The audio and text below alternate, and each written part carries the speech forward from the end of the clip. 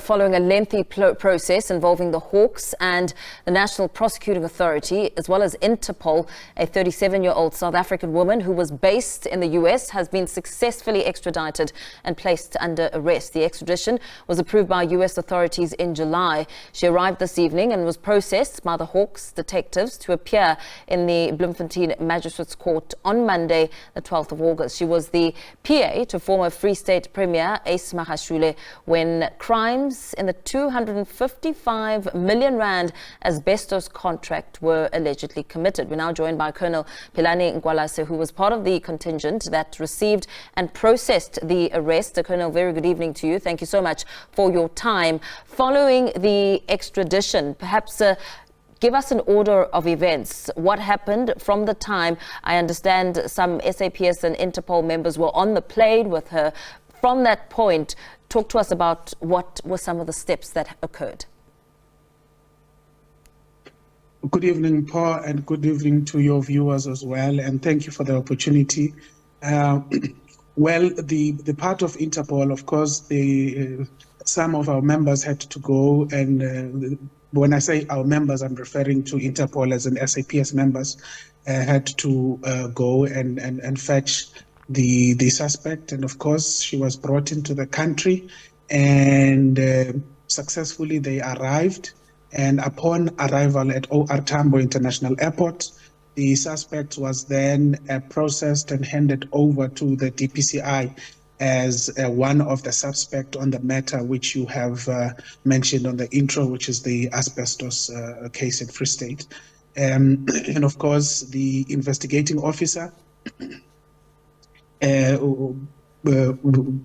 received the suspect, and she is now under arrest, and she will appear in court on Monday, as you have rightfully said on your intro. Thank you. Yeah. So where are you keeping her this evening?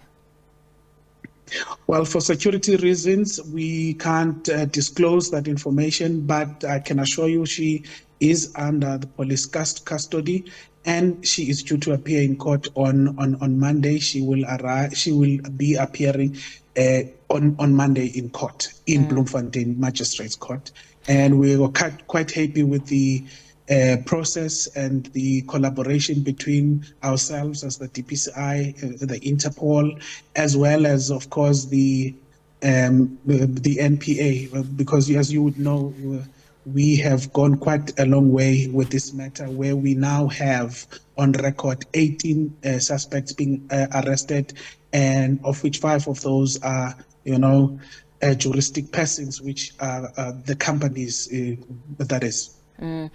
You say you're happy with the process and how it all transpired. How important was the collaboration to ensuring that she does indeed land in South Africa this evening and you're able to then arrest her? It's very important because every one of us, of course, we have our own mandate and duty to play, and we could not have done it on our own. We, with the help of Interpol, that is mandated to carry out such processes, they have done it.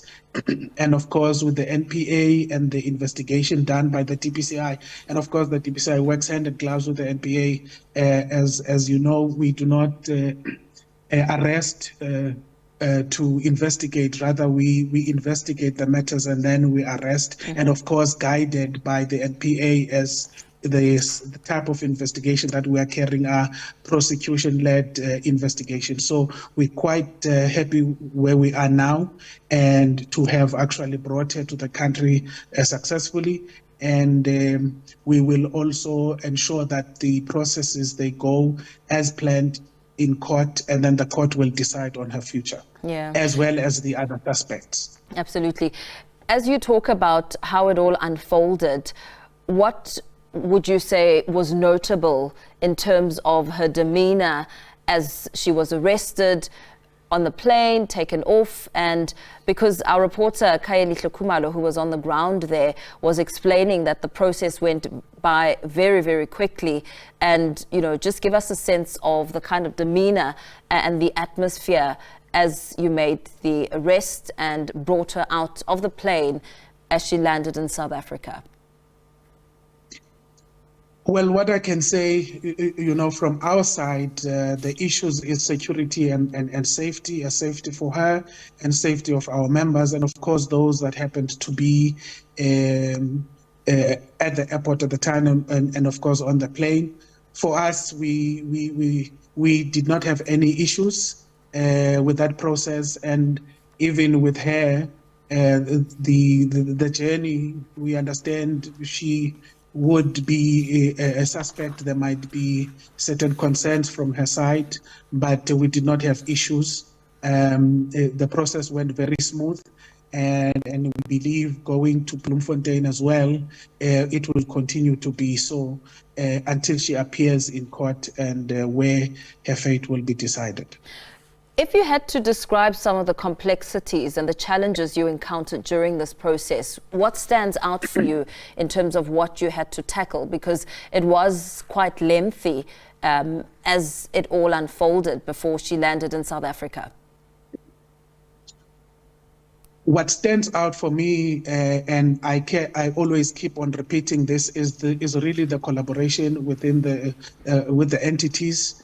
And I think if we were to continue working on this path, and of which we do even on other cases, but for me, on this one, it stood out more. And I think we will continue to ensure that justice is not only seen being served, but people would actually understand and believe that it is indeed being served. And I think this case is one of those cases where, even though it has not been finalized, but watching the process unfold, it not only helps us as the law enforcers, but also the community. I think it sends a very strong message that wherever you are, you will even be brought to where the issues are, and you will have your day in court, and then the court will then decide on what is appropriate for whatever charges that you have to face in court.